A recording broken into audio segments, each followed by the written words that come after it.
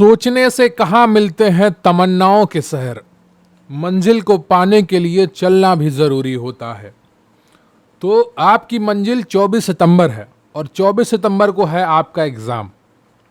अगर आपको अच्छी तैयारी करनी है, अगर आपको उस परीक्षा में सफलता हासिल करनी है, तो ये बिल्कुल भ्रम मत पालिए कि आपको कुछ आता है ना। क्योंकि आप में से काफ़ी लोगों को ये घमंड हो रखा है कि बहुत कुछ आ गया है, बहुत कुछ पढ़ लिया है और बिल्कुल भी मेहनत नहीं करना चाह रहे हैं, कुछ भी देखना ही नहीं चाह रहे हैं। तो उस भ्रम से बाहर निकलिए और मेहनत करिए, क्योंकि सफलता उसी को मिलेगी जो ये बचे हुए 10-12 दिनों में, बचे हुए समय में पूरी मेहनत करेगा, एक एक चीज़ को समझेगा, एक एक चीज़ की तैयारी करेगा। तो आज के इस वीडियो में हम आपके लिए लेकर आए हैं लक्ष्य मॉक टेस्ट नंबर 4। ये सीरीज आपकी सफलता की गारंटी तो नहीं देगा, पर सुनिश्चित जरूर करेगा कि आप जो यहां से लेकर जाएंगे उसमें से अधिकांश हिस्सा आपकी परीक्षा में आने की पूरी क्षमता रखता है, क्योंकि गारंटी आपकी मेहनत देगी। कोई भी टेस्ट सीरीज, कोई भी किताब किसी की भी सफलता की गारंटी नहीं देता है। गारंटी देती है उसकी मेहनत, उसकी व्यक्तिगत क्षमता, कि वो किस क्षमता से कितनी देर तक पढ़ सकता है, कितनी तैयारी कर सकता है। अगर आप उस तैयारी के लिए तैयार हैं तो निश्चित रूप से सफलता आपके कदम चूमेगी। तो उस सफलता को पाने के लिए आपको क्या करना है, आज ये लक्ष्य मॉक टेस्ट नंबर 4 को पूरा हल करना है, बिल्कुल भी छोड़कर भागना नहीं है। आप में से अधिकांश लोग 10 मिनट, 8 मिनट, 5 मिनट ही क्लास अटेंड करते हैं, फिर पता नहीं उनको कौन सा बेहोशी आ जाती है, चक्कर आ जाते हैं, कौन सी कमजोरी आ जाती है, क्लास छोड़कर चले जाते हैं और उनका सिलेक्शन नहीं होगा, ये मैं दावे के साथ कह सकता हूं। अगर आप लगातार एक क्लास नहीं अटेंड कर सकते हैं परीक्षा के आखिरी दिनों में भी, परीक्षा के इतने नज़दीक आकर भी, तो फिर आपकी तैयारी कैसे होगी? फिर आप दूसरों को दोष देंगे कि पेपर सही नहीं आया, किसी ने सही पढ़ाया नहीं, ये हो गया, वो हो गया। लेकिन दूसरों को दोष देने से आपकी समस्याएं नहीं हल होंगी। आपकी समस्याएं तभी हल होंगी जब आप अपनी गलती ढूंढेंगे, अपने लिए मेहनत करेंगे। क्लियर है आपको? तो कृपया वीडियो को लाइक कर लीजिएगा, चैनल पर नया है चैनल को सब्सक्राइब कर लीजिएगा और डिस्क्रिप्शन बॉक्स में आपको 2 वीडियोस का वो लिंक मिल जाएगा जिनमें पूरा सिलेबस आपको पढ़ाया गया है मात्र 4-4 घंटे के 2 वीडियो में। तो आपके अंदर कोई भी डाउट है, थोड़ा सा डर है, उन दोनों वीडियो को काफी अच्छे तरीके से समझिए। और मैं कोशिश कर रहा हूं आपको कुछ नए प्रश्न लाने की, तो अगर वो तैयार हो जाते हैं तो बहुत ही जल्दी मैं आपको नए टॉपिक वाइज प्रश्न भी लेकर आऊंगा। तो आप लोग तैयारी करते रहिए और हमारे चैनल के साथ जुड़े रहिए। यहां से आपको वो सब मिलेगा जिसकी आपको जरूरत है सफलता पाने के लिए। तो चलिए शुरू करते हैं आज का ये वीडियो, क्योंकि प्रश्न यहीं से आएगा। पढ़ेंगे आप मेरे साथ तो आपको यकीन आएगा।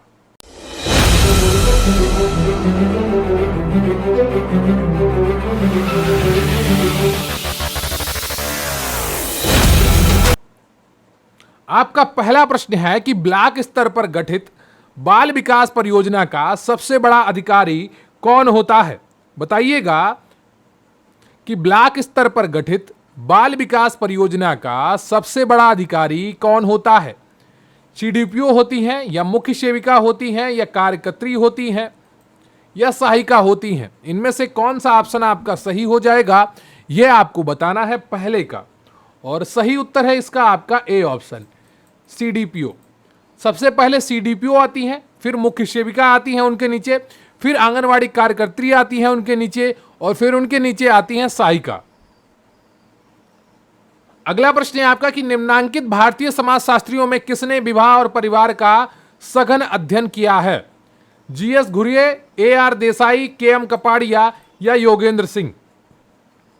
ऑप्शन थोड़े ऊपर नीचे हैं। ए में जीएस घुरिये है, सी में एआर देसाई है, बी में केएम कपाड़िया है और डी में योगेंद्र सिंह है। और सही उत्तर है आपका बी ऑप्शन, केएम कपाड़िया। क्या उत्तर सही है? बी ऑप्शन आपका बिल्कुल सही है, केएम कपाड़िया। तो केएम कपाड़िया ने भारत में विवाह और परिवार का सघन अध्ययन किया है। उन्होंने भारतवर्ष में विवाह और परिवार नामक पुस्तक लिखी है, marriage and family in India. Clear है आपको? अगला प्रश्न है आपका कि ऐसी कौन सी सामाजिक संस्था है जो यौन संबंधों को नियमितता एवं वैधता प्रदान करने हेतु उनसे उत्पन्न संतानों को समाज में उचित स्थान दिलाती है? परिवार, विवाह, नातेदारी या धर्म। बताइएगा तीसरे का कौन सा ऑप्शन आपका सही हो जाएगा। और इसी तरीके से प्रश्न आपकी परीक्षा में पूछे जाएंगे। तो तीसरे का तो सही उत्तर है आपका वो बी है। और मैं आपको क्लास के अंत में यह भी बताऊंगा कि ये प्रश्न मैंने कहां से लिए हैं, तो आप पूरी क्लास को अटेंड करिएगा। अगला प्रश्न यहां पर, किसने विवाह को बच्चों के प्रजनन एवं रखरखाव हेतु एक समझौता कहा है? मैलिनोवस्की, वेस्टरमार्क, मर्डॉक या टाइलर। बताइएगा चौथे का कौन सा ऑप्शन आपका सही हो जाएगा। और चौथे का तो सही ऑप्शन है आपका वो ए हो जाएगा। मैलिनोवस्की ने विवाह को बच्चों के प्रजनन एवं रखरखाव हेतु एक समझौता कहा है। अगला प्रश्न है आपका कि विवाह बीमार आत्माओं के लिए एक अस्पताल है, ऐसा कथन किसने दिया? लूथर ने, विरस्टीड ने या प्रभु ने या कूले ने। तो पांचवें का तो सही उत्तर है आपका वो ए हो जाएगा। लूथर का ये कथन है कि विवाह बीमार आत्माओं के लिए एक अस्पताल है।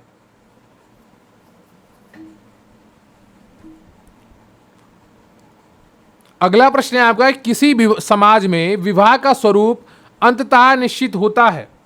तो किसी समाज में विवाह का स्वरूप अंततः किससे निश्चित होगा?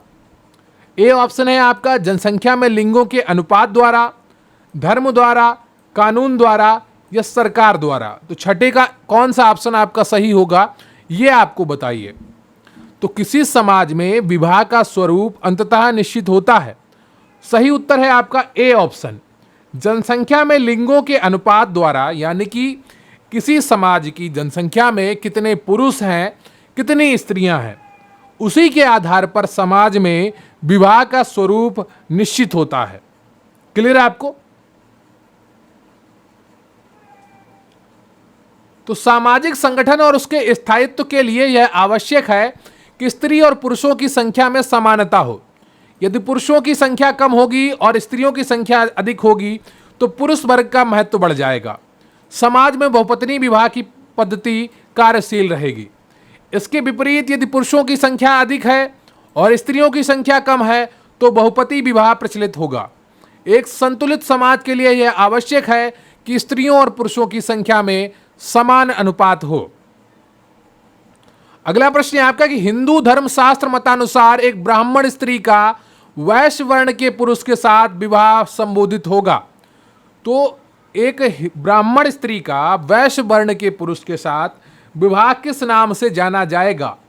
प्रतिलोम, अनुलोम, बहिर्विवाह या प्रेम विवाह।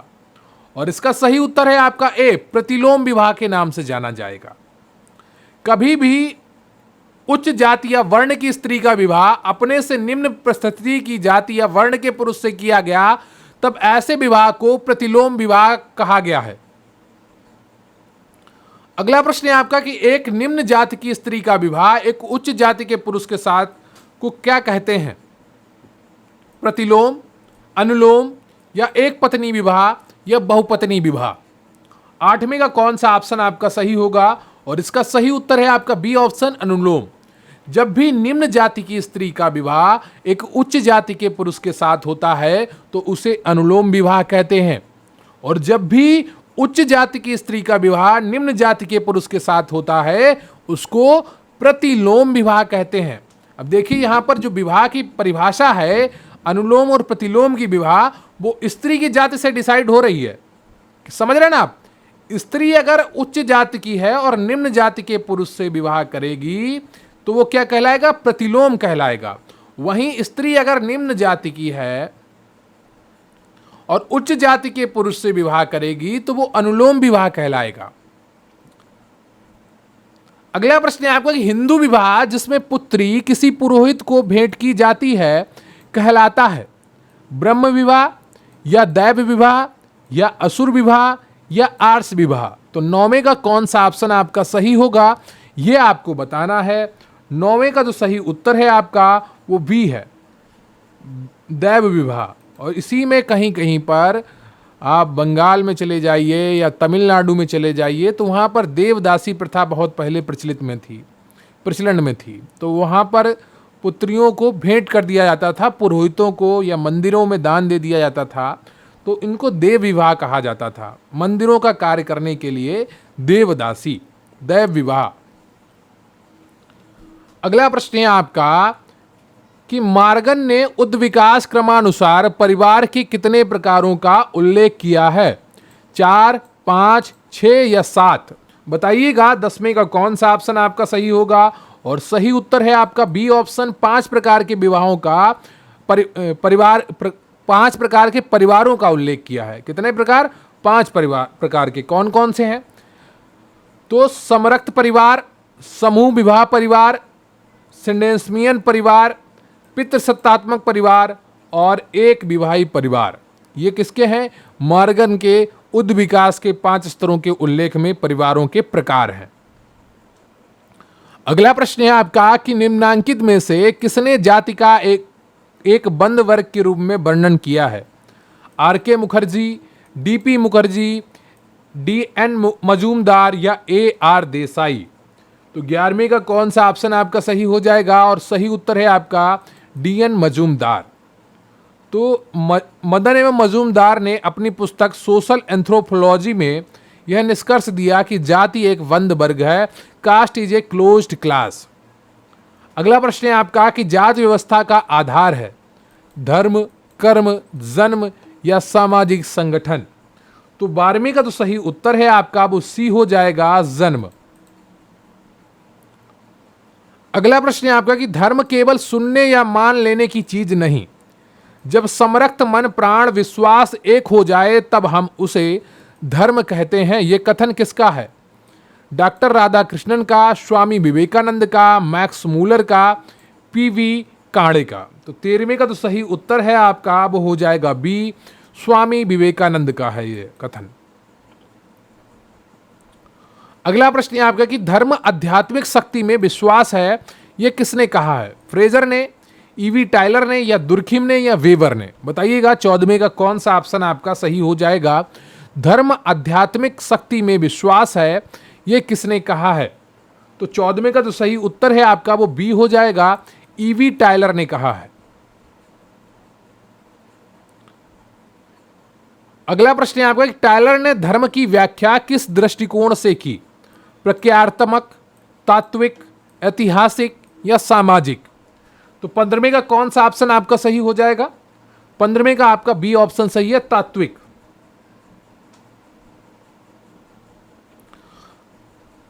अगला प्रश्न है आपका कि बालकों के नियोजन और उनके काम के घंटों को नियंत्रित करने के लिए पहला कारखाना अधिनियम कब बना? 1858, 1881, 1891 या 1902?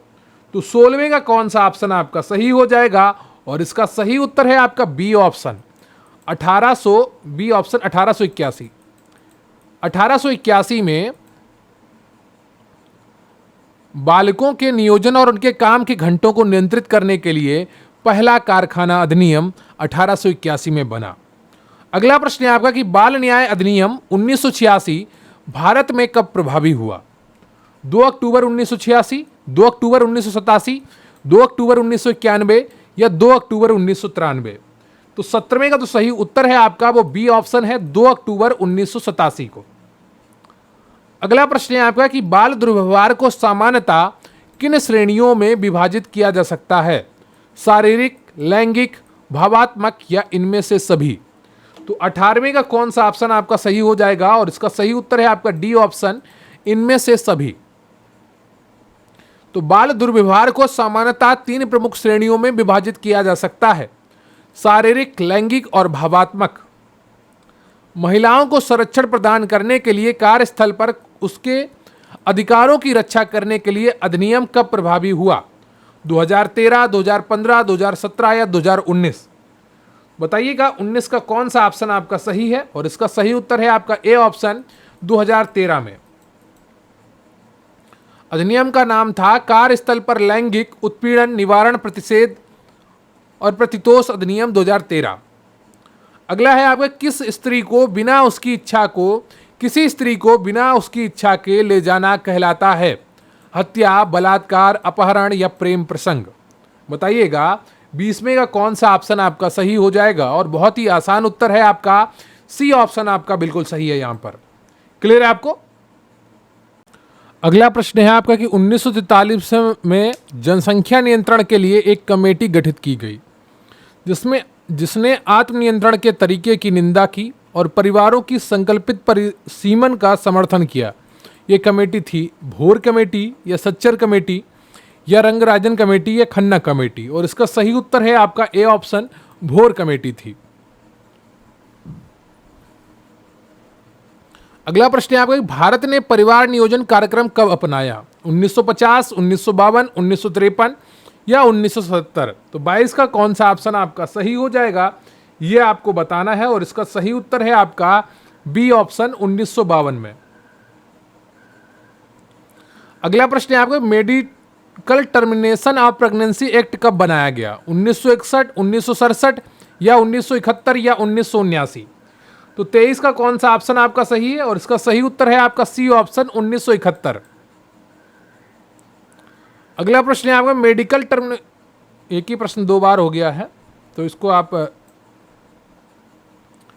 अगला प्रश्न है आपकी, जनसंख्या ज्यामितीय अनुपात में बढ़ती है, जीवन के साधन गणितीय अनुपात में बढ़ते हैं, ऐसा किसने कहा है? माल्थस ने या फ्रायड ने या के डेविस ने या मैकआइवर ने? 25 का कौन सा ऑप्शन आपका सही हो जाएगा कि जनसंख्या ज्यामितीय अनुपात में बढ़ती है, जीवन के साधन गणितीय अनुपात में बढ़ते हैं, ऐसा किसने कहा? सही उत्तर है आपका ए ऑप्शन, माल्थस। अगला प्रश्न है, निम्नलिखित में से कौन से अर्थशास्त्री ने प्रमुख रूप से जनसंख्या अध्ययन पर रुचि दिखाई? मार्क्स, वेबर, रिकार्डो या माल्थस? 26 का कौन सा ऑप्शन आपका सही हो जाएगा, और सही उत्तर है आपका डी, माल्थस ने।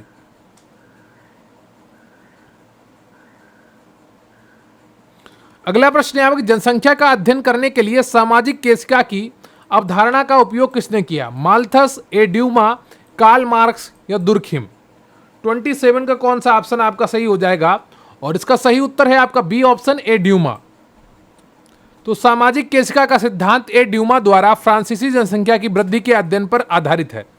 ड्यूमा के अनुसार किसी राष्ट्र में संख्या का विकास वहां के व्यक्तिगत विकास के व्युत्क्रमणपाती होता है। ड्यूमा के इस सिद्धांत को सामाजिक केशिका का सिद्धांत कहा गया। अगला प्रश्न है, घरेलू हिंसा महिलाओं की सुरक्षा अधिनियम किस वर्ष पारित किया गया? 2003 में, 2005 में, 2007 में या 2009 में? बताइएगा। 28 का कौन सा ऑप्शन आपका सही हो जाएगा, और इसका सही उत्तर है आपका बी ऑप्शन, 2005 में, और यह 2006 में लागू हुआ था। 26 अक्टूबर 2006 को यह लागू हुआ था। अगला प्रश्न है, जाति राजनीति का कैंसर है, निम्नलिखित में किसने यह कहा है? घुरिये, मजूमदार, डी.आर. गाडगिल या कूले? 29 का कौन सा ऑप्शन आपका सही है, और इसका सही उत्तर है आपका सी ऑप्शन, डी.आर. गाडगिल ने कहा कि राजनीति का कैंसर है कौन है? जाति, तथा इसे राष्ट्र निर्माण, राष्ट्रीय एकीकरण एवं आधुनिकीकरण में बाधक मानते हैं, जबकि रुडोल्फ ने इसे राजनीतिक विकास, आधुनिकीकरण और प्रजातांत्रिक व्यवस्था को मजबूत बनाने में सहायक बताया है। अगला प्रश्न है, किसने कहा कि जाति मूलतः एक मानसिक दशा है? BR. Ambedkar, SC. Dube, AR. Desai, MN. Srinivas? तो 30 का कौन सा ऑप्शन आपका सही हो जाएगा? 30 का ए ऑप्शन सही है, बी.आर. अम्बेडकर। बी.आर. अम्बेडकर के अनुसार जाति मूलतः एक मानसिक दशा है जिसे धार्मिक ग्रंथों में बड़ी कुशलता से प्रस्तुत किया गया है। अंतर्विवाह को तो वो जाति की एक कार्य प्रणाली मानते हैं। जाति व्यवस्था को समाप्त करने के लिए उन्होंने अंतरजातीय विवाह का एक कारगर उपाय माना है। अगला प्रश्न है आपका कि जब बड़े भाई और छोटे भाई के विचारों और मूल्यों में समानता नहीं पाई जाती तब यह कहलाता है मतभेद, विवाद, अंतरपीढ़ी संघर्ष या अंतरपीढ़ी संघर्ष। जब बड़े भाई और छोटे भाई के विचारों और मूल्यों में समानता नहीं पाई जाती है तब यह क्या कहलाता है? 31 का कौन सा ऑप्शन आपका सही हो जाएगा? अंतरपीढ़ी संघर्ष। जब एक ही पीढ़ी के दो व्यक्तियों के बीच में संघर्ष हो तो उसको कहते हैं अंतरपीढ़ी संघर्ष। अगला प्रश्न है, सास ससुर एवं बहू के मध्य संघर्ष को समाजशास्त्रीय भाषा में क्या कहेंगे? मारपीट, अंतरपीढ़ी संघर्ष, अंतरपीढ़ी संघर्ष या झगड़ा? बताइएगा। 32 का कौन सा ऑप्शन आपका सही हो जाएगा? सास ससुर एवं बहू के मध्य संघर्ष को समाजशास्त्रीय भाषा में क्या कहेंगे? तो 32 का जो सही उत्तर है आपका वो हो जाएगा सी ऑप्शन, अंतरपीढ़ी संघर्ष। क्लियर आपको? अगला प्रश्न है आपका, हिंदी भाषा के विरुद्ध अहिंदी भाषा लोगों द्वारा किया गया विरोध कहलाता है अंतरपीढ़ी संघर्ष, अंतरापीढ़ी संघर्ष, सामाजिक विरोध या सामाजिक गतिशीलता। और 33 का जो सही उत्तर है आपका वो हो जाएगा ए, अंतरपीढ़ी संघर्ष। अगला प्रश्न है, मुसलमानों में तलाक के किस प्रकार में पत्नी द्वारा क्षतिपूर्ति देना आवश्यक है? मुबारत, खुला, इला, जीहर। बताइएगा, मुसलमानों में तलाक के किस प्रकार में पत्नी द्वारा क्षतिपूर्ति देना आवश्यक है? 34 का जो सही उत्तर है आपका वो बी है, खुला। अगला प्रश्न है, वह किस प्रकार के तलाक में एक मुस्लिम पत्नी अपने पति को तलाक नहीं दे सकती बल्कि उसकी प्रार्थना पर तलाक की घोषणा केवल न्यायालय द्वारा की जा सकती है? खुला, मुबारत, इला, लियान। बताइएगा 35 का कौन सा ऑप्शन आपका सही हो जाएगा? और इसका सही उत्तर है आपका डी ऑप्शन, लियान। लियान के तलाक में एक मुस्लिम पत्नी अपने पति से तलाक नहीं दे सकती बल्कि उसकी प्रार्थना पर तलाक की घोषणा केवल न्यायालय द्वारा की जा सकती है। अगला प्रश्न है आपका कि एक मुस्लिम पति अपनी पत्नी पर व्यभिचारिणी का आरोप लगाता है और अपने आरोप को वापस नहीं लेता, तो वह किस प्रकार के तलाक से संबंधित है? लियान, इला, खुला या मुबारत। बताइएगा 36 का कौन सा ऑप्शन आपका सही हो जाएगा? और इसका सही उत्तर है आपका ए ऑप्शन। तो इसका सही उत्तर है आपका ए ऑप्शन, लियान। तो इसमें जब तक न्यायालय कोई निर्णय नहीं लेता है तब तक तलाक नहीं होता है, बल्कि तब तक ये दोनों पति पत्नी माने जाते हैं। ठीक है। अगला प्रश्न है, प्रसव पीड़ा के सक्रिय चरण के दौरान सिर किसके द्वारा प्रसूत किया जाता है? फ्लेक्सियोन, अबडेक्शन, एक्सटेंशन या इनमें से कोई नहीं? 37 का कौन सा ऑप्शन आपका सही हो जाएगा ये आपको बताना है। और आपकी तैयारी बहुत अच्छी चल रही होगी ऐसा मुझे पूरा उम्मीद है। तो बी ऑप्शन आपका सही है, एक्सटेंशन। तो प्रसव पीड़ा के सक्रिय चरण के दौरान सिर एक्सटेंशन द्वारा प्रसूत किया जाता है। अगला प्रश्न है आपका कि प्रसव की अनुमानित तिथि की गणना निम्न का उपयोग करके की जाती है? मैकडोनाल्ड का नियम, नेजल का नियम, नौ का नियम या डान का सूत्र? तो 38 का जो सही उत्तर है आपका वो बी है, नेजल के नियम के द्वारा प्रसव की अनुमानित तिथि की गणना की जाती है। अगला प्रश्न है, प्रारंभिक गर्भावस्था में निर्देशित पोषण सप्लीमेंट है? विटामिन ए, कैल्शियम, प्रोटीन या फोलिक एसिड? बताइए कि 39 का कौन सा ऑप्शन आपका सही है? और सही उत्तर है आपका डी, फोलिक एसिड। अगला प्रश्न है, लोकिया रुब्रा का रंग होता है भूरा, लाल, पीला या सफेद? 40 का कौन सा ऑप्शन आपको सही हो जाएगा? इसका सही उत्तर है आपका बी, लाल। अगला प्रश्न है, प्रसव के बाद कितने सप्ताह को प्रसवोत्तर काल कहा जाता है? 4 सप्ताह, 6 सप्ताह, 8 सप्ताह या 10 सप्ताह? तो 45 का जो सही उत्तर है आपका वो बी होता है, 6 सप्ताह। और जो मातृ मृत्यु दर है वो भी आपकी 6 सप्ताह की ही गणना पर की जाती है। तो 42 दिन, प्रसव के बाद के 42 दिन या 6 सप्ताह का समय प्रसवोत्तर काल कहा जाता है। प्रसव के बाद के 6 सप्ताह का समय प्रसवोत्तर काल कहा जाता है। रिक्त स्थान द्वारा मानव शरीर का तापमान बनाए रखा जाता है? वसा, कार्बोहाइड्रेट, फाइबर या प्रोटीन? बताइएगा, रिक्त स्थान द्वारा मानव शरीर का तापमान बनाए रखा जाता है। तो किसके द्वारा मानव शरीर का तापमान नियंत्रित होता है? सही उत्तर है आपका ए ऑप्शन, वसा के द्वारा मानव शरीर का तापमान नियंत्रित होता है। अगला प्रश्न है, जानवरों में कार्बोहाइड्रेट का भंडारण रूप है? स्टार्च, ग्लाइकोजन, ग्लूकोज या हेपरिन? बताइएगा 47 का कौन सा ऑप्शन आपका सही है? और इसका सही उत्तर है आपका बी ऑप्शन, ग्लाइकोजन। अगला प्रश्न है आपका, निम्नलिखित में से कौन सा प्रकीर्णव एंजाइम कार्बोहाइड्रेट के पाचन में शामिल नहीं है? लैक्टेज, सुक्रेज, एमाइलेज या लाइपेज? और 48 का आपका कौन सा ऑप्शन सही हो जाएगा? 48 का आपका डी ऑप्शन सही है, लाइपेज।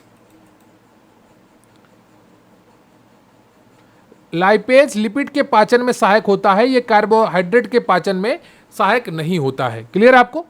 अगला प्रश्न है आपका कि प्रत्येक प्रसव पूर्व जांच में निम्नलिखित जांचें की जानी चाहिए। तो कौन कौन सी जांचें प्रसव पूर्व करवानी जानी चाहिए वो आप बताइएगा। 49 का कौन सा ऑप्शन आपका सही होगा? तो इसका सही उत्तर है आपका B option, haemoglobin, urine sugar, urine albumin. ठीक है, तो ये 3 जांचें करवाई जाती हैं प्रसव पूर्व। अगला प्रश्न है सामान्य प्रसव में औसतन कितना खून बह जाता है?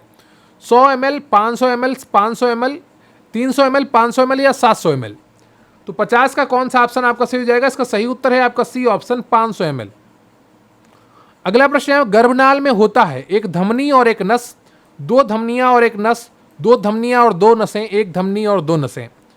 तो 51 का कौन सा ऑप्शन आपका सही है? और इसका सही उत्तर है आपका बी ऑप्शन, 2 धमनियां और 1 नस।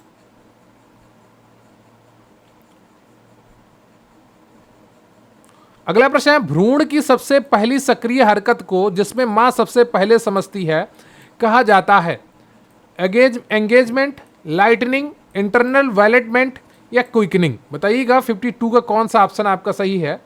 और सही उत्तर है आपका डी ऑप्शन, क्विकनिंग। भ्रूण की सबसे पहली सक्रिय हरकत को जिसे मां सबसे पहले समझती है क्विकनिंग कहलाता है। अगला प्रश्न है भारतवर्ष में मां की मृत्यु का मुख्य कारण है? बाधित जन्म प्रक्रिया, संक्रमण, रक्त अल्पता या रक्तस्राव? बताइएगा 53 का कौन सा ऑप्शन आपका सही हो जाएगा? और इसका जो सही उत्तर है आपका 53 का वो है आपका डी ऑप्शन, रक्तस्राव। अनियंत्रित अनियमित रक्तस्राव भारतवर्ष में मां की मृत्यु का मुख्य कारण है। अगला प्रश्न है किस अवस्था को खिलौनों की अवस्था कहा जाता है? शैशवावस्था, बाल्यावस्था, किशोरावस्था या इनमें से कोई नहीं? तो 54 का तो सही उत्तर है आपका वो ए हो जाएगा, शैशवावस्था। क्लियर आपको? किस अवस्था को खिलौनों की अवस्था कहा जाता है? ए ऑप्शन आपका सही है, शैशवावस्था। अगला प्रश्न है आपका कि निम्नलिखित में कौन प्राथमिक सामाजिकरण माध्यम है? सरकार, मीडिया, परिवार या विद्यालय? तो 55 का तो सही उत्तर है आपका वो सी हो जाएगा, परिवार। बच्चे के सामाजिकरण में परिवार मुख्य भूमिका निभाता है। परिवार ही बच्चे की प्रथम पाठशाला होती है तथा बच्चे द्वारा परिवार के साथ जो ज्ञान अर्जित किया जाता है वह बच्चे के व्यक्तित्व निर्माण में महत्वपूर्ण भूमिका निभाता है। अगला प्रश्न है आपका कि निम्नलिखित में से कौन सा आयाम मानसिक विकास के तहत आता है? आकार, ईमानदारी, भाषा या अनुराग? तो 56 का जो सही उत्तर है आपका वो सी है, भाषा। मानसिक विकास से तात्पर्य मानसिक शक्तियों की वृद्धि होने से है, जिसके अंतर्गत संवेदनशीलता, प्रत्यक्षीकरण, प्रत्यक्ष निर्माण, अवलोकन, ध्यान, स्मृति, कल्पना, चिंतन, तर्क, निर्णय, बुद्धि, भाषा, अधिगम इत्यादि संज्ञानात्मक बौद्धिक शक्तियां आती हैं। अगला प्रश्न है चिंतन प्रारंभ होने के लिए क्या आवश्यक है? पूर्वानुभव, तर्क, भाषा या समस्या? तो 57 का सही उत्तर है आपका वो हो जाएगा डी, समस्या। चिंतन प्रारंभ होने के लिए क्या आवश्यक है? समस्या। अगर आपको समस्या ज्ञात है तो आप आसानी से चिंतन कर पाएंगे और फिर उस चिंतन के द्वारा उसका निराकरण कर पाएंगे। अगला प्रश्न है नवजात शिशु की तुरंत देखभाल में शामिल है नवजात की नाभिनाल काटना, मातृत्व पोषण, एनीमिया और रक्तचाप का प्रबंधन या जन्म की तैयारी? बताइएगा 58 का कौन सा ऑप्शन आपका सही है? और इसका सही उत्तर है आपका ए ऑप्शन, नवजात की नाभिनाल काटना। अगला प्रश्न है आपका नवजात शिशु की घर पर देखभाल करने की योजना में सम्मिलित है तापमान बनाए रखना, पूरी तरह केवल स्तनपान कराना, ए और बी या परिवार नियोजन के बारे में परामर्श देना? तो नवजात शिशु की घर पर देखभाल करने की योजना में सम्मिलित है। 59 का सही उत्तर है आपका सी, यानी कि तापमान बनाए रखना और पूरी तरह केवल स्तनपान कराना, ये दोनों शामिल हैं। अगला प्रश्न है गर्भवती महिला को टिटेनस टॉक्साइड के 2 टीके लगाने के बीच कम से कम कितना अंतराल रखना चाहिए? कम से कम 1 सप्ताह, कम से कम 2 सप्ताह या कम से कम 4 सप्ताह या कम से कम 12 सप्ताह? तो 60 का कौन सा ऑप्शन आपका सही हो जाएगा? इसका सही उत्तर है आपका सी ऑप्शन, कम से कम 4 सप्ताह यानी कि 1 माह। अगला प्रश्न है एक शिशु सिर नियंत्रण निम्न तक प्राप्त कर लेता है 15 दिन पर, 3 से 4 महीने पर, 6 महीने पर या 8 महीने पर। तो 61 का तो सही उत्तर है आपका, वो कौन सा हो जाएगा? वो हो जाएगा सी ऑप्शन, 6 महीने पर। अगला प्रश्न है, भारत में जन्म के समय नवजात का वजन सामान्यतः कितना होता है? और इसका सही उत्तर है आपका सी ऑप्शन, 2.5 से 3.5 किलोग्राम। अगर कहीं पर आपको 2.5 से 3.5 किलोग्राम ना दिखा मिले और 2.5 से 3 किलोग्राम ही दिखा मिले तो भी आप उसको सही करिएगा, लेकिन अगर 2.5 से 3.5 किलोग्राम आपको ऑप्शन में दिखाई देता है तो आप सिर्फ इसी को टिक करेंगे। अगला प्रश्न है आपकी, समाज का विभिन्न समूहों में उनकी विशेषताओं, सामाजिक स्थिति और भूमिकाओं के आधार पर वर्गीकरण करने को कहा जाता है? सामाजिक स्त्रीकरण या सामाजिक नियंत्रण या सामाजिक परिवर्तन या सामाजिक वर्ग। तो 63 का कौन सा ऑप्शन आपका सही हो जाएगा, यह आपको बताना है, और सही उत्तर है आपका ए, सामाजिक स्त्रीकरण।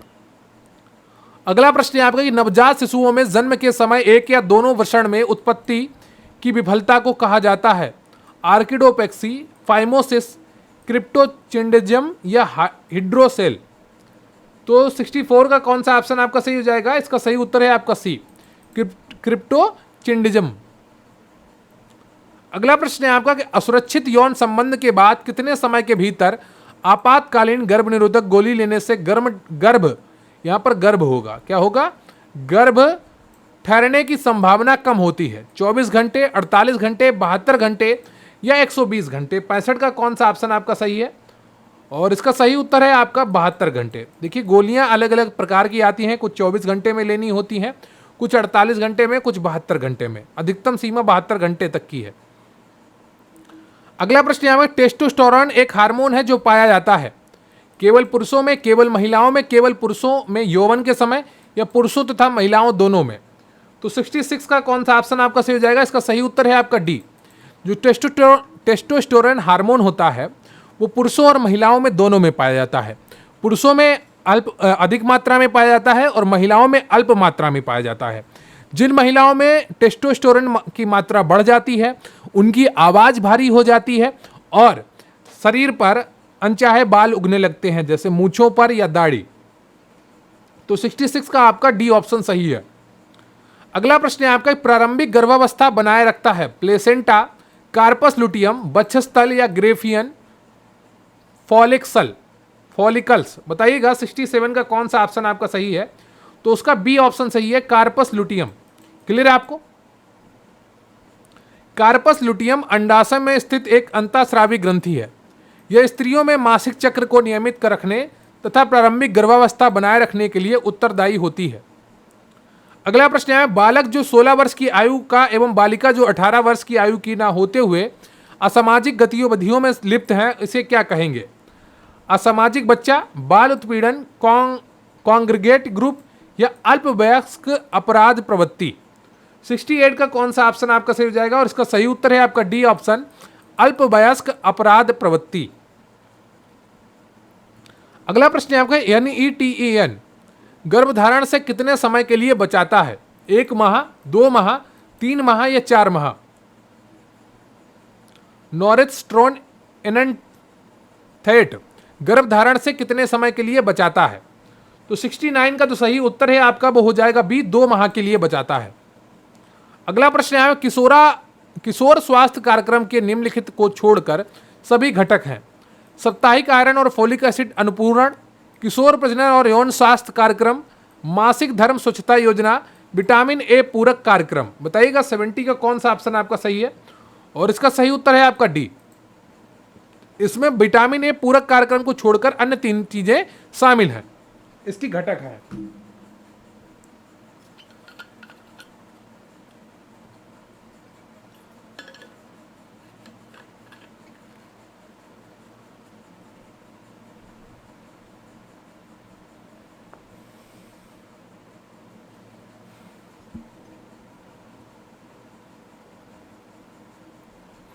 अगला प्रश्न है आपकी, किशोरों में कृमि रोगों को रोकने के लिए दी जाने वाली एल्बेंडाजोल टैबलेट की खुराक है?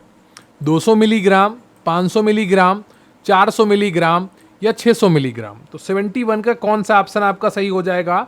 इसका सही उत्तर है आपका बी ऑप्शन, 400 मिलीग्राम, mg जिसको कह सकते हैं। अगला प्रश्न है आपका, भोजन को स्वास्थ्यवर्धक बनाने के लिए गृहिणी को विशेष जानकारी होनी चाहिए। भोजन को पकाने की, भोजन को तलने की, भोजन में पाए जाने वाले तत्वों की, या भोजन परोसने की। और सही उत्तर है आपका इसका ऑप्शन सी, भोजन में पाए जाने वाले तत्वों की जानकारी होनी चाहिए। अगला प्रश्न है, आप किस प्रकार भोजन पकाने से पोषक तत्व सुरक्षित रहते हैं? उबालकर, भूनकर, तलकर या भाप द्वारा? तो 71 का तो सही उत्तर है आपका डी, भाप द्वारा। अगला प्रश्न है, बेकिंग पाउडर अथवा खाने का सोडा मिलाकर पकाने से तरकारियों का नष्ट होने वाला पोषक तत्व है। विटामिन बी, विटामिन, प्रोटीन, कार्बोज या खनिज लवण? तो 72 का जो सही उत्तर है आपका वो हो जाएगा ए ऑप्शन, विटामिन बी। अगला प्रश्न है आपकी, भोजन पकाने में किसका प्रयोग हानिकारक होता है? घी, मसाले, सोडा या इनमें से कोई नहीं? तो 73 का तो सही उत्तर है आपका वो सी ऑप्शन है, सोडा बहुत ही ज्यादा हानिकारक होता है। अगला प्रश्न है, रतौंधी किस विटामिन की कमी से होता है? Vitamin A, vitamin B, vitamin C या विटामिन डी? तो 74 का जो सही उत्तर है आपका वो हो जाएगा ए ऑप्शन, विटामिन ए। अगला प्रश्न है आपका, विटामिन का कौन सा समूह वसा में घुलनशील है? बताइएगा, विटामिन का कौन सा समूह वसा में घुलनशील है? और कई बार मैं आपको यह प्रश्न करा चुका हूं। डी ऑप्शन आपका सही है, ए, डी, ई, के। अगला प्रश्न है, शिशुओं में क्रियात्मक प्रणाली का विकास किस स्तर पर होता है? 18 माह के स्तर पर, 9 से 10 माह के स्तर पर, 2 से 3 वर्ष के स्तर पर या 2 से 3 माह के स्तर पर? तो 76 का तो सही उत्तर है आपका वो बी हो जाएगा, 9 से 10 माह के स्तर पर। 9 से 10 के माह के स्तर पर क्रियात्मक प्रणाली का विकास होता है। फर्नीचर को पकड़कर सोता चलना, खेलते समय पालथी मारकर बैठना, आगे की ओर गेंद फेंकना, ये सब क्रियात्मक विकास के लक्षण हैं।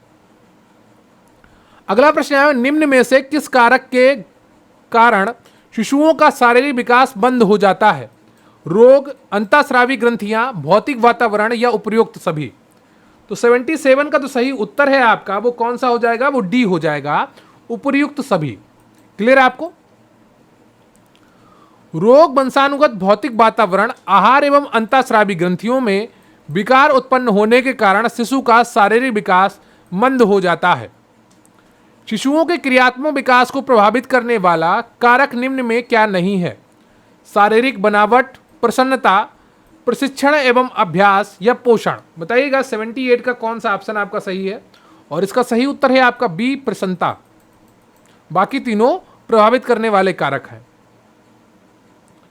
तो क्रियात्मक विकास को प्रभावित करने वाले कारक शारीरिक बनावट, पोषण, प्रशिक्षण एवं अभ्यास एवं प्रबलन है। क्लियर है आपको? अगला प्रश्न है आपका, GOBI अभियान किसके द्वारा प्रचारित किया गया? गोबी जिसको कहते हैं, GOBI, गोबी अभियान। बताइएगा कौन सा ऑप्शन आपका सही है?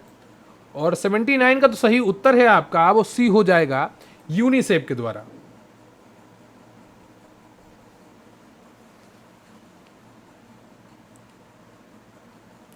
अगला प्रश्न है, रोड टू हेल्थ इंगित करता है संतुलित आहार को, बच्चों की शारीरिक वृद्धि को, परिवार के स्वास्थ्य को, बच्चे की शिक्षा को? तो 80 का तो सही उत्तर है आपका वो बी हो जाएगा, बच्चों की शारीरिक वृद्धि को। अगला प्रश्न है, विकास की गति एक दूसरे व्यक्ति से भिन्न होती है किंतु यह एक रिक्त स्थान नमूने का अनुगमन करती है। अव्यवस्थित, अप्रत्याशित, क्रमबद्ध और व्यवस्थित या एड़ी से चोटी? बताइएगा 81 का कौन सा ऑप्शन आपका सही हो जाएगा? और इसका सही उत्तर है आपका सी ऑप्शन, क्रमबद्ध और व्यवस्थित।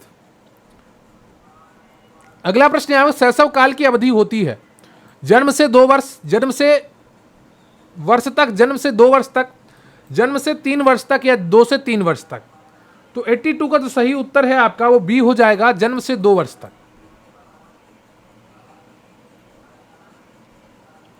अगला प्रश्न है, वृद्धि एवं विकास को प्रभावित करने वाले आंतरिक कारक हैं?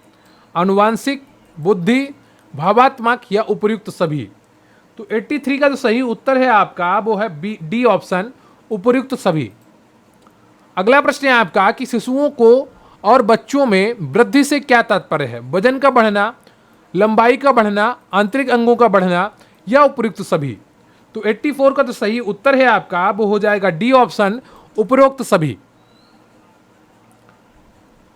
अगला प्रश्न है आपके, शिशुओं और बच्चों में विकास होता है, मात्रात्मक परिवर्तन, गुणात्मक परिवर्तन, ए और बी दोनों, या इनमें से कोई नहीं।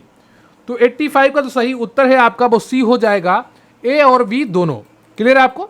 और अगर आप में से किसी ने अभी तक इस वीडियो को लाइक नहीं किया है तो लाइक कर लीजिए, चैनल पर नया है तो चैनल को सब्सक्राइब कर लीजिए। आपकी तैयारी बहुत अच्छी चल रही है और इसी तरीके से आपको सारे प्रश्नों को करना है। और अगर आप इन सभी मॉक टेस्ट की पीडीएफ पाना चाहते हैं, सभी नोट्स की पीडीएफ पाना चाहते हैं, तो आप डिस्क्रिप्शन बॉक्स में दिए गए लिंक या स्क्रीन पर दिख रहे व्हाट्सएप नंबर पर मैसेज करके आप पीडीएफ प्राप्त कर सकते हैं।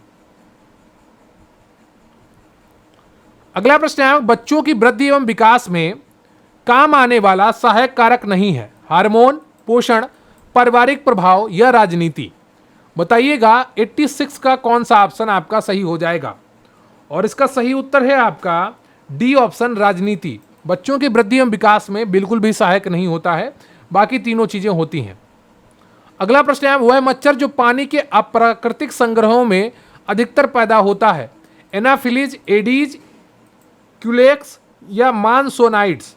तो 87 का जो सही उत्तर है आपका वो है आपका सी, एडीज मच्छर। अगला प्रश्न है, निम्नलिखित में से कौन सा रोग जीवाणु से नहीं होता है, काली खांसी, मलेरिया, टाइफाइड या उपयुक्त में से कोई नहीं। 88 का कौन सा ऑप्शन आपका सही है? इसका सही उत्तर है आपका सी ऑप्शन, मलेरिया। काली खांसी, टाइफाइड ये सब जीवाणु से होते हैं, यानी कि बैक्टीरिया से होते हैं। मलेरिया एक प्रोटोजोआ जनित रोग है, यह प्लाज्मोडियम परजीवी से होता है। अगला प्रश्न है आपका, असुरक्षित जल से फैलने वाली बीमारियां निम्नलिखित सभी हैं कि सिवाय के, हैजा, पेचिस, टाइफाइड, चेचक। तो कौन सी बीमारी निम्नलिखित में से असुरक्षित जल से फैलती है, नहीं फैलती है? तो 89 का तो सही उत्तर है आपका वो डी हो जाएगा, चेचक असुरक्षित जल से नहीं फैलती है, बाकी तीनों फैलती हैं। चेचक जिसको स्मॉल पॉक्स कहते हैं, यह बैरियोला विषाणु के संक्रमण से फैलती है। अगला है आपका बेरिसेला वैक्सीन है, मृत टीका, जीवित तनुकृत टीका या इम्यूनोग्लोबुलिन या उपयुक्त में से कोई नहीं।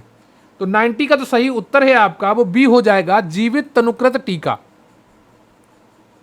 इसे चिकन पॉक्स वैक्सीन भी कहा जाता है, यह चिकन पॉक्स से हमारे शरीर की सुरक्षा करती है।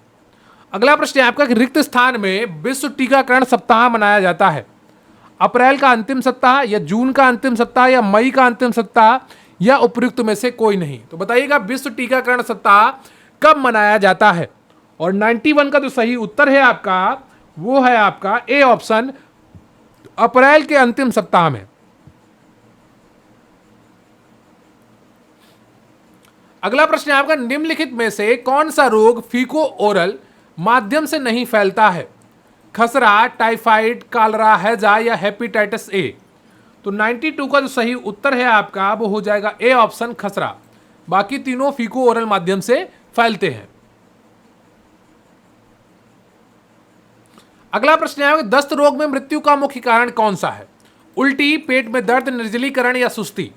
तो 93 का तो सही उत्तर है आपका वो सी हो जाएगा, निर्जलीकरण। दस्त रोग में मृत्यु का मुख्य कारण निर्जलीकरण है, विशेष रूप से शिशुओं और छोटे बच्चों, कुपोषित और कमजोर प्रतिरोधक क्षमता वाले लोगों में होता है। डायरिया रोग 5 वर्ष से कम आयु के बच्चों में मौत का विश्व स्तर पर एक प्रमुख कारण है।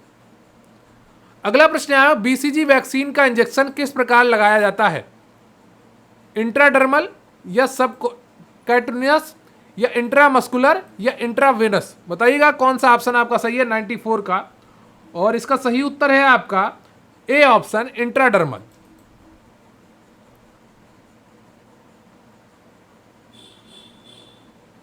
और बीसीजी का पूरा नाम बैसिलस कैलमेट ग्यूरिन है, जो एचमा टीबी के रोकथाम के लिए लगाया जाता है इंजेक्शन। अगला प्रश्न है, बच्चों की वृद्धि एवं विकास में काम आने वाला सहायक कारक नहीं है, हार्मोन, पोषण, पारिवारिक प्रभाव या राजनीति। राजनीति सही उत्तर है आपका, यह प्रश्न आप एक बार कर चुके हैं। और अगला प्रश्न है, शिशुओं में अस्थायी दांत निकलने की प्रक्रिया कब से प्रारंभ होती है, 6 से 8 माह के मध्य में, 3 से 4 माह के मध्य में, 2 से 3 वर्ष के मध्य में या 8 से 10 माह के मध्य में। तो 96 का जो सही उत्तर है आपका वो हो जाएगा ए ऑप्शन 6 से 8 माह के मध्य में। अगला प्रश्न है आपका कि संगठन अंतरराष्ट्रीय श्रम संगठन आईएलओ का स्थापना वर्ष क्या है? 1945, 1919, 1952 या 1963? तो 97 जो क्वेश्चन है उसमें आप बताइएगा तो स्थापना वर्ष क्या है आईएलओ का? इसका सही उत्तर है आपका बी ऑप्शन 1919। अगला प्रश्न है आपका कि संयुक्त राष्ट्र शैक्षिक वैज्ञानिक और सांस्कृतिक संगठन यूनेस्को का मुख्यालय कहां स्थित है? जिनेवा स्विट्जरलैंड, पेरिस फ्रांस, नई दिल्ली भारत या मुंबई भारत? तो 98 का तो सही उत्तर है आपका वो बी है, पेरिस फ्रांस। अगला प्रश्न है आपका विश्व स्वास्थ्य संगठन डब्ल्यूएचओ का मुख्यालय कहां है? जिनेवा स्विट्जरलैंड में, पेरिस फ्रांस में, नई दिल्ली भारत में या मुंबई भारत में? और 99 का जो सही उत्तर है आपका वो ए हो जाएगा, जिनेवा स्विट्जरलैंड में। आज का आपका आखिरी और 100 प्रश्न है कि अंतरराष्ट्रीय लाल क्रॉस समिति का प्रमुख कौन है? गाय राइडर, आड्री आजुले, टेड्रोस अधनोम गेब्रियसिस या पीटर मॉरर? और इसका सही उत्तर है आपका डी ऑप्शन, पीटर मॉरर। तो ये रहा आपका लक्ष्य मॉक टेस्ट नंबर 3। उम्मीद करता हूं आप सभी ने पूरी ईमानदारी के साथ इस टेस्ट को किया होगा और इन 100 प्रश्नों को देखा होगा। बहुत ही महत्वपूर्ण ये सभी प्रश्न हैं और इनकी तैयारी के लिए आपको बहुत ही ज़्यादा मेहनत करने की आवश्यकता है। सभी टॉपिक को, पूरे सिलेबस को अच्छे से देख डालिए। जितना भी समय बचा है उसमें युद्ध स्तर पर तैयारी करिए, क्योंकि समय बहुत कीमती है और यह समय आपके लिए स्वर्णिम अवसर है अपने लिए बहुत कुछ हासिल करने का। तो 100% तैयारी के लिए मैंने आपको एक और 100 MCQ का मॉक टेस्ट कराया है। उम्मीद करता हूं कि आपको ये मॉक टेस्ट पसंद आया होगा और आपकी तैयारी बहुत ही अच्छे तरीके से चल रही होगी। लगातार तैयारी करते रहिए और सभी प्रश्नों को हल करिए। जितनी भी क्लास अटेंड करिए पूरी अटेंड करिए। जो 2 बड़े वीडियो मैंने आपको दिए हैं 4-4 घंटे के हैं, जिसमें आपके 1 से लेकर 20 तक के टॉपिक हैं, उनके लिंक आपको डिस्क्रिप्शन बॉक्स में मिल जाएंगे। तो आप उन्हें भी देखते रहिए और अच्छे से तैयारी करिए। और अगर आप PDF प्राप्त करना चाहते हैं तो स्क्रीन पर दिख रहे व्हाट्सएप नंबर पर आप मैसेज करिए या डिस्क्रिप्शन बॉक्स में दिए गए लिंक को फॉलो करिए। वीडियो के लास्ट में भी आपको PDF कैसे प्राप्त करनी है उसके बारे में आपको जानकारी दे दी जाएगी। तो कृपया वीडियो को लाइक कर लीजिएगा, चैनल पर नया है चैनल को सब्सक्राइब कर लीजिएगा और अगर मन में कोई प्रश्न हो, कोई डाउट हो, कमेंट करके जरूर बताइएगा। तो थैंक यू वेरी मच, बहुत बहुत धन्यवाद आपका। जय हिंद, जय भारत। तो शिक्षक दिवस के अवसर पर एक ऑफर लेकर आए थे हम आपके लिए। प्रतिज्ञा PDF बैच से आप में से काफ़ी लोग जुड़ना चाहते थे और बार बार कह रहे थे सर डिस्काउंट दे दीजिए, फीस कम कर दीजिए। तो आप सभी के लिए मात्र 154 रुपये में प्रतिज्ञा PDF बैच उपलब्ध है हमारे चैनल पर। तो व्हाट्सएप नंबर जो स्क्रीन पर आपको दिखाया जा रहा है उस पर आप व्हाट्सएप मैसेज करिए या डिस्क्रिप्शन बॉक्स में दिए गए लिंक से भी आप इस बैच से जुड़ सकते हैं। मात्र 154 रुपये में आपको सभी टॉपिक्स की PDF प्रोवाइड की जाएंगी, मॉक टेस्ट की PDF प्रोवाइड की जाएंगी और सभी MCQ की भी PDF प्रोवाइड कराई जाएंगी। आपकी बहुत अच्छी तैयारी होगी अगर आप इस बैच से जुड़ेंगे। तो जल्दी जुड़िए और अपनी तैयारी को मजबूत करिए और सफलता हासिल करिए इस भर्ती परीक्षा में।